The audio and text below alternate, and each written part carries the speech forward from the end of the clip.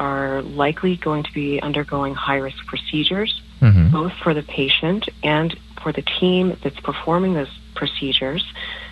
The first portion of a protected code blue is putting on protective equipment before even entering the room. And once we're in the room, we need to do everything possible to mitigate the amount of viral particles that end up in the air, exposing the team to COVID.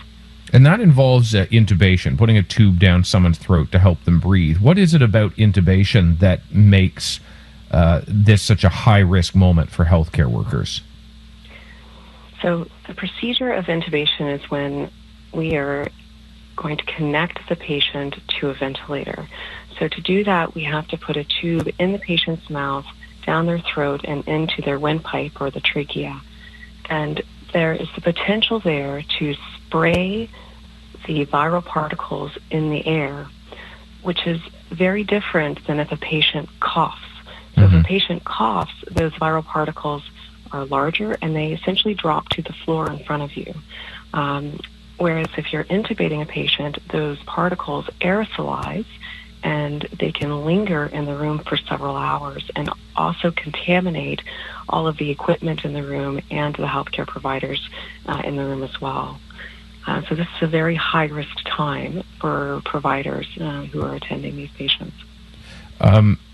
I know that you've been able to rehearse this. You and I actually have talked offline about this. But that's something that your colleagues, say, in New York didn't have the opportunity to do, that they basically had patients show up and then almost immediately had a crash wave and then became inundated.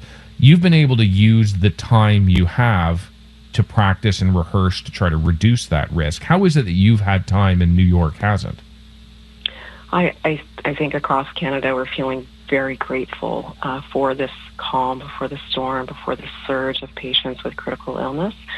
And I think these are because we had early measures, early public health measures that were enacted, and people are following our social distancing recommendations.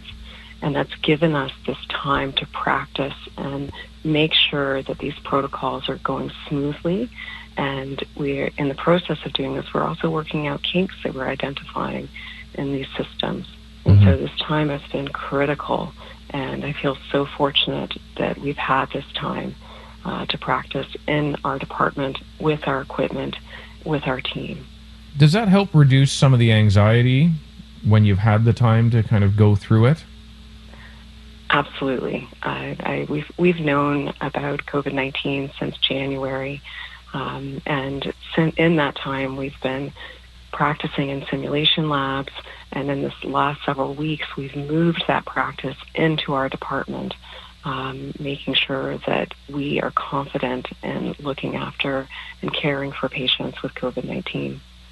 You know, I've seen some video of a protected code blue, one of these rehearsals, and it's amazing to me. I mean, you're wearing an N95 mask, a face mask, a gown, then you almost have like a hood over your head with a tube that sticks out of it. It looks like an alien intervention, frankly. What do you think it's like for a patient to look back at someone, a team that's dressed like that? I imagine it's very scary for them in those moments.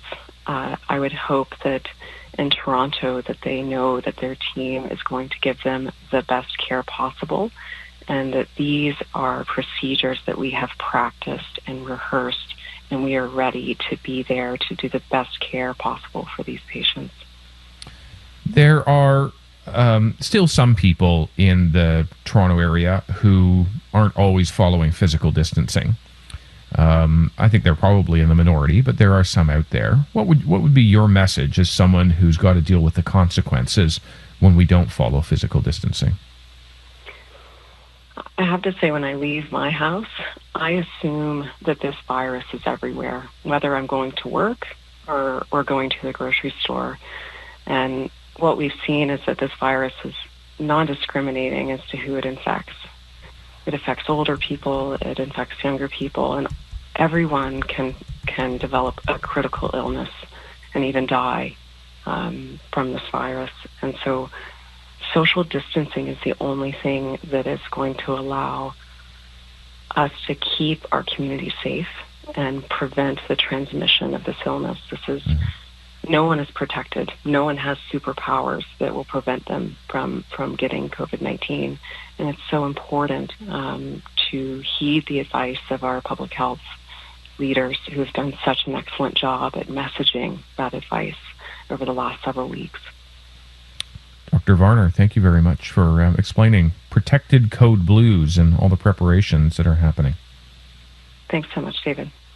That's Dr. Catherine Varner, who's an emergency room doctor at Mount Sinai Hospital here in Toronto, practicing what they call protected code blues.